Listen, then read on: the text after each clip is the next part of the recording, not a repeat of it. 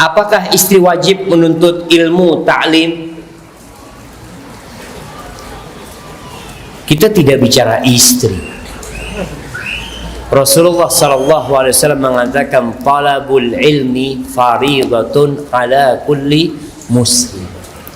Menuntut ilmu itu kewajiban buat setiap muslim. Mau dia istri, mau dia anak, mau dia janda, mau dia ibu, wajib menuntut ilmu. Bagaimana cara menuntut ilmunya? Ya mungkin macam-macam. Ada yang bisa belajar kuliah. Kita bicara ilmu agama, jemaah. Karena kalau bicara ilmu umum nggak wajib.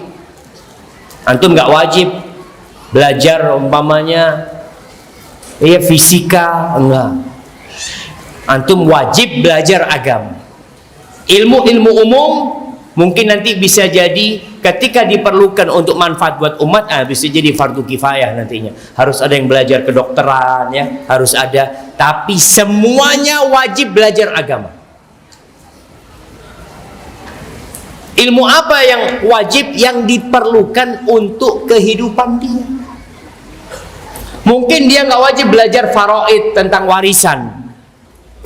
Itu anak Ustaz nggak warisan, anak nggak belajar lah. Iya, tapi engkau harus belajar tentang Allah Azza wa Jalla.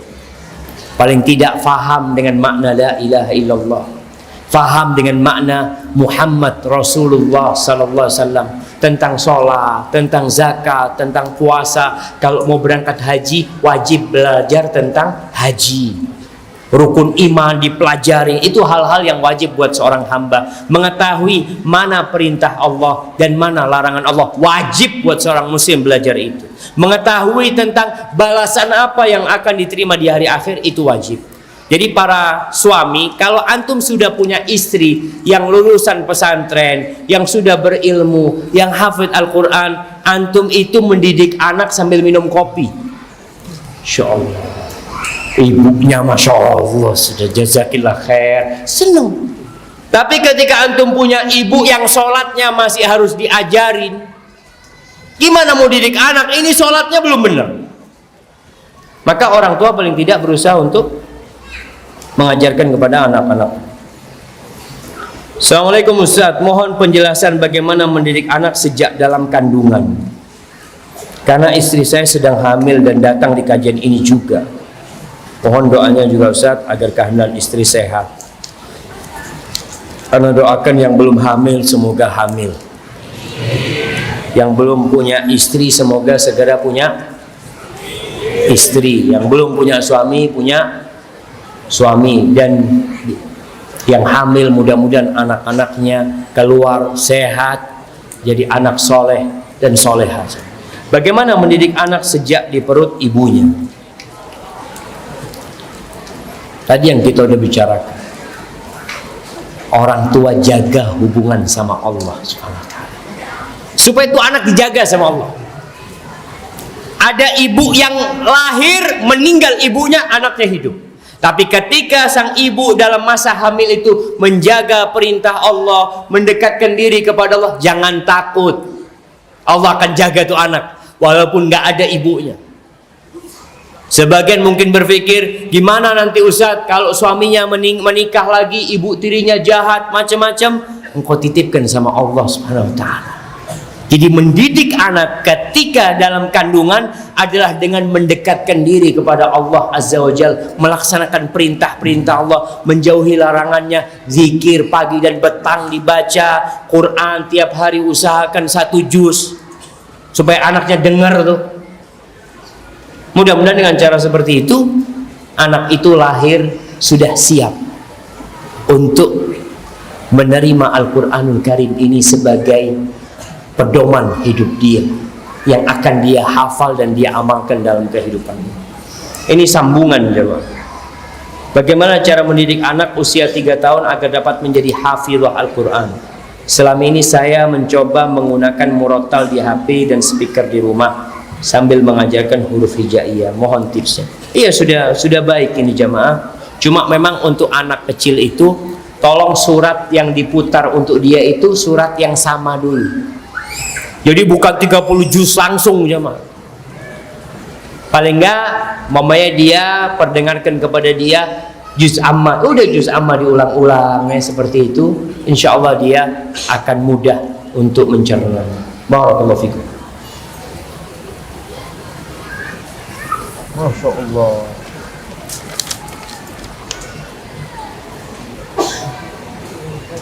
Assalamualaikum Ustaz. Waalaikumsalam. Anak saya ketika pulang sekolah minta buku bacaan selain pelajaran sekolah, tapi ayahnya tidak mengizinkan. Bagaimana menyikapi? Bukunya pengetahuan umum mengenai alam dan wawasan umum. Jazakallah khair. Alhamdulillah jemaah. Orang tua ini seharusnya mendukung nih anaknya suka membaca.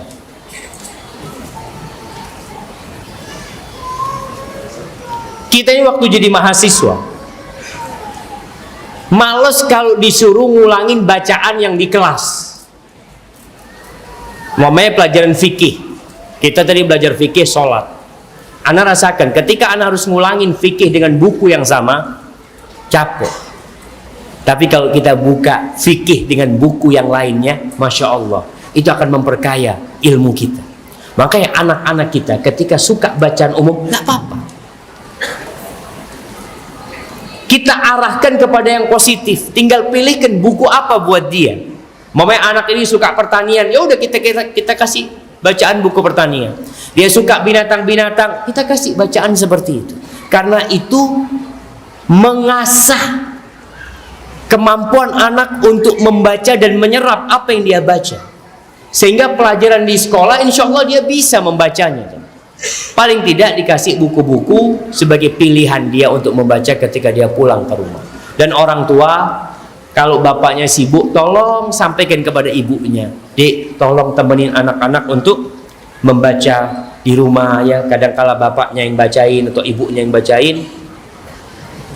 Masya Allah, itu insya Allah akan memotivasi anak untuk cinta membaca. Dan kita tahu ayat yang pertama turun kepada Nabi Muhammad SAW itu apa? Iqra. Antum lihat dalam satu hari berapa kali antum membaca hal-hal yang positif. Kebanyakan hal yang kita baca itu rata-rata omong kosong, kiriman di grup ya, ketawa-ketawa ini itu macam-macam.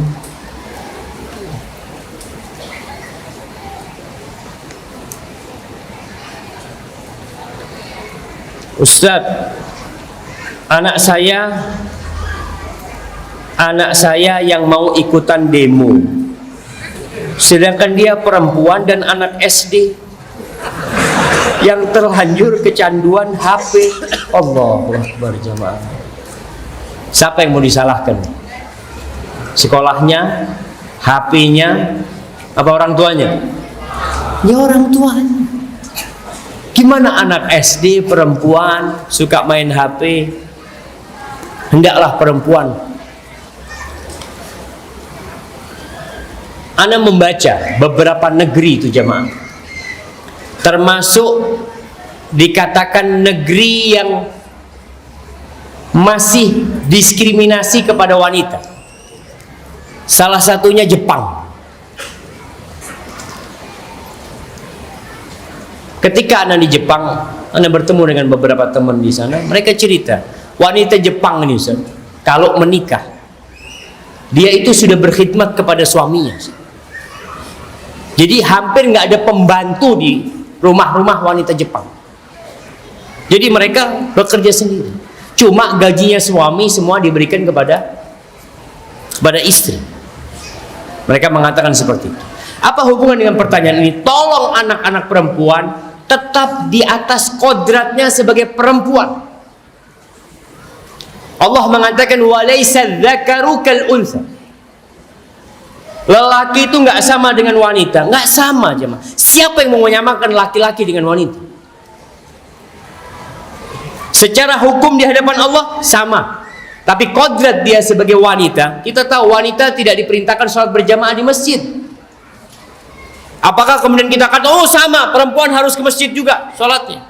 Gimana kalau perempuan harus ke masjid sholatnya? Ini bawa anak 3 ke masjid, itu bawa anak 2, itu bawa anak 5, perempuan-perempuan ke masjid. Kodratnya tidak. Sholatnya perempuan di rumah lebih utama daripada sholat dia di masjid. Ada beberapa perbedaan. Perempuan dibandingkan laki-laki derajatnya 3 kali di atas laki-laki. Kalau dia seorang ibu, siapa orang yang paling berhak mendapatkan kebaktian kita? Ibumu, kata Nabi SAW. Kemudian siapa? Ibumu. Kemudian siapa? Ibumu. Apa mau disamakan laki sama perempuan? Bapak nggak pernah hamil, nggak pernah melahirkan, nggak pernah nyusui, disamakan sama laki perempuan? Jangan mau, perempuan pun nggak boleh mau. Tapi ternyata persamaan yang diinginkan itu sama-sama kerja. Islam enggak. Perempuan wajib bekerja, wajib di rumah. Mendidik anak, mempersiapkan generasi masa depan, wajib dia melakukan itu. Kalau perempuan nggak kerja, tutup negara ini. Kalau perempuan tidak bekerja mempersiapkan generasi masa depan, siapa terus yang mempersiapkan generasi masa depan? Bisa tutup Indonesia. Kalau semua perempuan kerja di jalan, kerja di luar, bikin anak, kemudian anaknya ditinggal di rumah. Saya mau kerja, Mas. Suaminya, iya saya mau kerja juga. Ya sudah, tinggal di sini, nanti ketemu jam 4 sama anaknya. Mati tuh anaknya. Antum akan cari babysitter. Babysitter tuh laki apa perempuan? Katanya persamaan laki perempuan. Babysitter cari yang laki. Gantian. Maka tolong kembalikan kepada kodratnya. Allah yang kesian. Anda masuk ke hotel, lihat kartunya hotel, ada gambar perempuan. Iklannya tadi ada iklannya salep atau apa, perempuan lagi yang dijual. Semua perempuan dijual. Barakallahu fiik. Assalamualaikum Ustaz. Waalaikumsalam. Bagaimana mengajari istri yang keluarganya jauh dari agama? Mengajari agar istri jujur. Ini kayaknya suami salah cari istri. Nah, antum bertugas sekarang. Antum ngambil seorang wanita yang keluarganya jauh dari agama dan ngelihat seakan-akan istrinya wanita yang tidak jujur. Bagaimana mengajarkan kejujuran? Maka ajarkan kepada mereka tentang Allah yang Maha mengawasi. Sampaikan kepada dia bahwa apapun yang engkau kerjakan itu pasti akan mendapatkan balasan. Sampaikan tentang keutamaan kejujuran. Ya ayyuhalladzina amanu taqullaha wa kunu ma'as-shadiqin. Tumbuhkan keimanan di diri dia kepada Allah dan pahala yang akan didapat, karena itu termasuk yang memotivasi dia untuk jujur. Kemudian kalau perempuan ini tinggal di lingkungan yang tidak jujur, di rumah orang tuanya, maka antum punya tugas untuk hijrah, meninggalkan lingkungan tersebut, pindah, cari tempat yang lebih baik. Karena pengaruh lingkungan itu besar. Masih ingat dengan orang yang membunuh 99 orang plus 1 orang ahli ibadah? Penyebabnya apa sih? Lingkungan. Maka kata gurunya, engkau kalau mau tobat tinggalkan kampungmu. Engkau tinggal di ardusu, bumi yang rusak, pindah. Alhamdulillah, dengan pindah dia akan jadi baik insyaallah. Assalamualaikum warahmatullahi wabarakatuh. Ustaz, apa boleh ana bersama keluarga nonton bioskop religi? Itu pun ana lakukan 1 bulan sekali.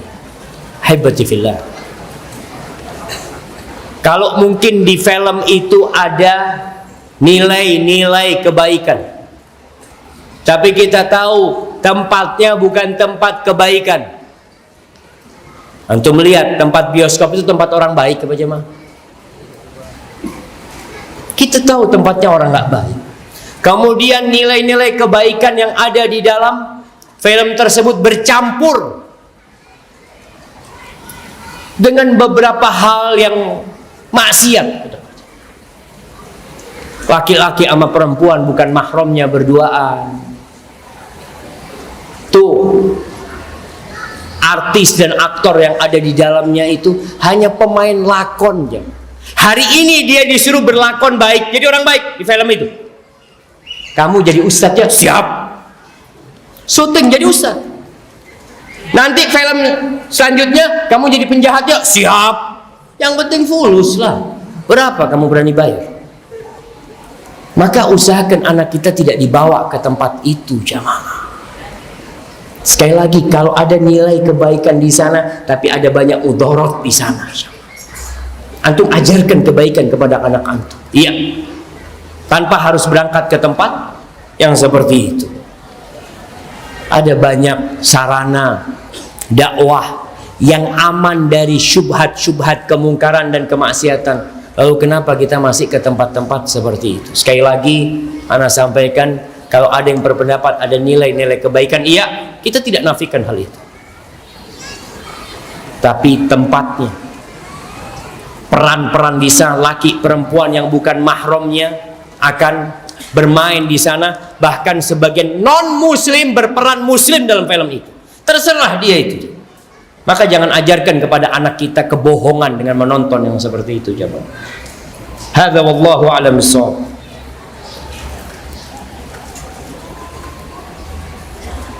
Ustaz, seringkali kita orang tua mengerti pendidikan yang benar sesuai Islam di saat usia orang tua sudah terlambat. Jadi anak sudah terbentuk dalam pola pendidikan yang kurang islami. Mohon nasihatnya. Kalau seperti ini orang tua bertobat yang pertama. Nah,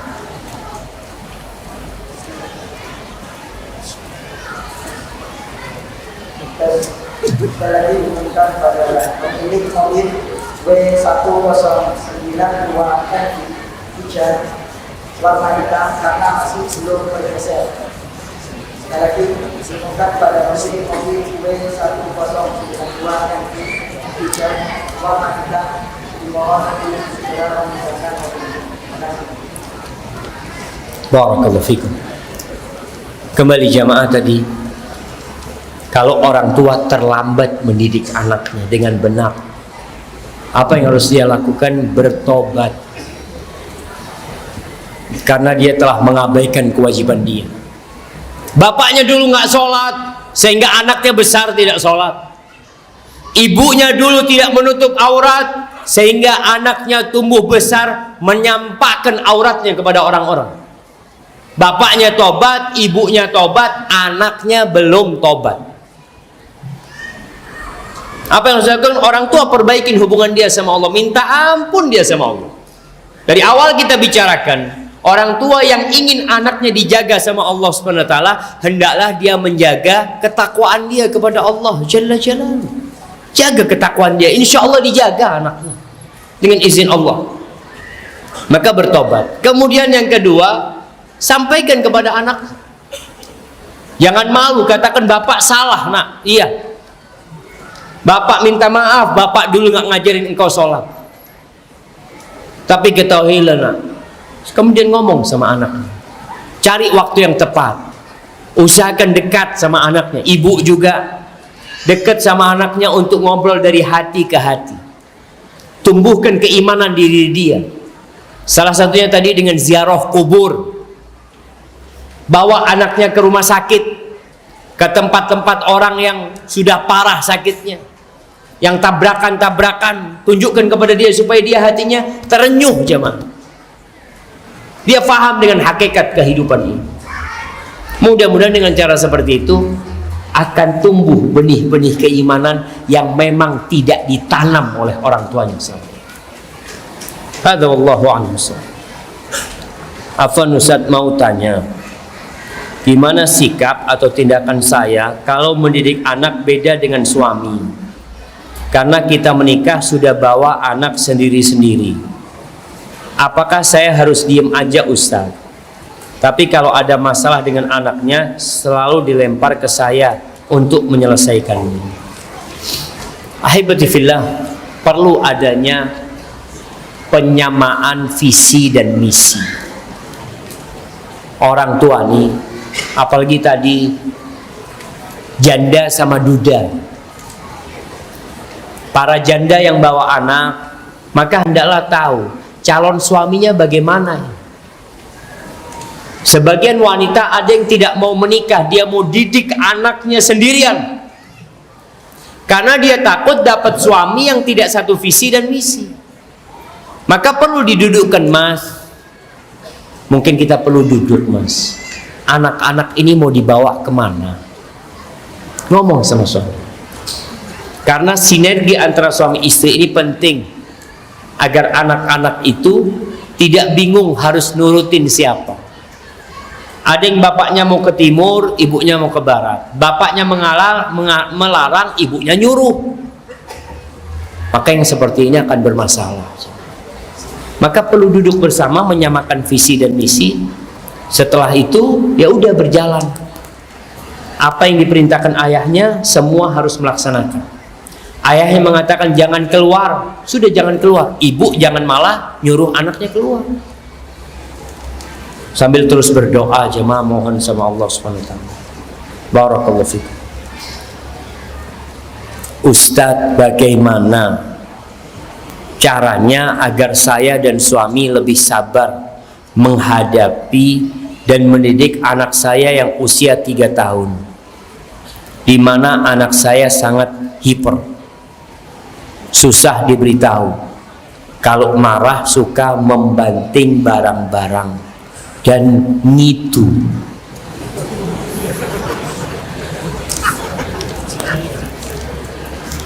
Subhanallah jemaah, anak itu fitnah, anak itu ujian buat orang tuanya. Apa yang harus dilakukan orang tua ketika menghadapi anaknya yang tidak mudah diatur? Ada orang tua punya anak kalem sekali, disuruh ini nurut, tapi ada anak yang masya Allah nggak bisa dikasih tahu. Maka hendaklah beranggapan ini ladang amalan dia. Ini sebagai ladang amalan, nggak perlu jauh-jauh. Allah Azza wa Jalla mengatakan wa nabluukum bisyarri wal khairi fitnah. Kami menguji kalian dengan kebaikan dan keburukan sebagai fitnah, cobaan buat kalian. Bersyukur atau bersabar. Kalau nikmat dia harus bersyukur, kalau itu musibah dia harus bersabar. Maka tatkala menghadapi anak yang seperti ini perlu konsultasi dengan orang-orang yang ahli. Ada orang-orang yang ahli dalam mendidik anak seperti ini jamaah. Terus terang, kalau ana dikatakan ana bukan ahlinya, tapi ada ahli pun yang bingung. Ada seorang wanita yang subhanallah dia telah menikah dengan suaminya 4 apa 8 tahun jemaah. Kalau nggak salah 8 tahun. Dia telepon ana 8 tahun Ustaz, menikah sama suaminya. Ana nggak pernah disentuh sama suaminya. Sama suaminya nggak pernah disentuh. Ana katakan mungkin suaminya naudzubillah suka dengan sesama jenis. Mungkin Ustaz. Ana sampaikan kepada dia, coba nanti berangkat ke psikiater. Apa kata perempuan ini? Ana psikiater. Dia ana ya Allah. Terus gimana ini? Kasih tahu dia. Ana nggak bisa ngobatin suami ana. Na'udzubillah. Maka para orang tua tetap konsultasi, cari orang yang ahli ya, untuk bagaimana mendidik anak yang seperti ini. Kalau bicara bersabar, mungkin anak hanya bisa memotivasi orang tuanya. Ketika dia hilang sabarnya, kata Allah, wasta'inu bisabri wassalah. Minta tolong dengan kesabaran dan sholat, minta sama Allah, hamparkan sejadahnya. Anaknya mungkin perlu dibacain Al-Quran kepada dia, diruqyah anaknya, sambil dibacakan zikir pagi dan petang ya. Karena ada anak-anak yang memang bermasalah dan itu ujian buat orang tuanya. Barakallahu fikum. Baik, ini pertanyaan terakhir jamaah. Bismillah. Ana mau tanya Ustaz. Ana adalah single parent. Suatu saat anak bercerita bahwa dia nggak punya teman dan sering dibully sambil menangis. Bagaimana ana menenangkan dan memberikan pemahaman sama anak ana agar bisa keluar dari masalah ini? Jazakallahu khair. Ya jemaah, berat memang meninggalkan anak di sekolah, di pesantren. Ana merasakan sendiri.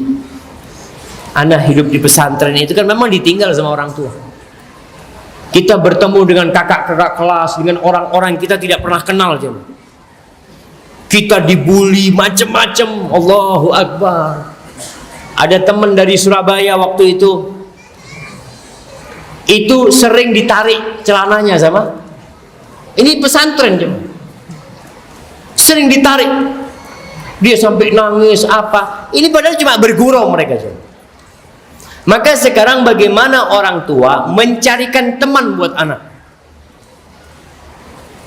Caranya gimana? Undang teman-temannya ke rumah. Bikin acara tasyakuran. Teman sekelasnya dia diundang makan di rumah, ketemu sama mereka. Akhirnya tahu dengan karakter mereka. Kita menjalin hubungan baik dengan mereka. Sehingga dengan cara seperti itu, mudah-mudahan mereka jadi faham dengan anak kita. Karena biasanya orang itu merasa malu untuk melakukan tindakan buruk kepada orang yang telah berbuat baik kepada dirinya. Kemudian yang kedua tadi, kerjasama sama pihak sekolah penting. Ada masalah-masalah yang memang anak kita dibully ketika sedang di sekolah. Kita ngobrol sama pihak sekolah kondisinya. Dan ingat para orang tua, ketika anaknya mungkin dilecehkan oleh kakak kelasnya atau oleh siapapun, jangan disembunyikan. Segera laporkan kepada pihak sekolah. Karena kejadian ada orang yang melakukan pelecehan seksual atau macam-macam baru ketahuan setelah 50 anak. Apa penyebabnya? Pertama, orang tua nggak dekat sama anaknya sehingga tidak bisa dia ngobrol, atau orang tua malu mau melaporkan. Dia hanya mengatakan kepada anaknya, sabar nak. Iya, kita katakan sabar kepada anak kita, tapi kejadian ini tidak boleh dilanjutkan. Harus mata rantainya harus dipotong tuh. Ini penyebabnya adalah ada orang tua yang membiarkan karena malu. Makanya kadang-kala setelah pelaku kriminal itu ditangkap, baru mulai laporan 1, 2, 3, 4, 5. Maka tolong orang tua kerjasama sama pihak guru. Dan tadi keluhan dari anaknya pulang dari sekolah, pulang dari pesantren, ditanya ya apa nak, ngobrol sama dia, gimana kakak kelasmu, gimana teman-temanmu, ngobrol sama mereka. Ketika ke pesantren, datang bawa makanan, coba nak, kau undang teman-temanmu nak, ayah ingin lihat teman-temanmu. Maka itu penting, bukan orang tua menindak langsung yang melakukan perbuatan itu. Karena ada pihak sekolah dan ada pihak yang berwajib agar semuanya bisa clear, jemaah. Karena sekarang banyak kejadian-kejadian karena tidak sabaran orang tuanya, akhirnya orang tuanya masuk penjara, anaknya masuk penjara, ribut semua, jemaah. Hadza wallahu a'lam bishawab.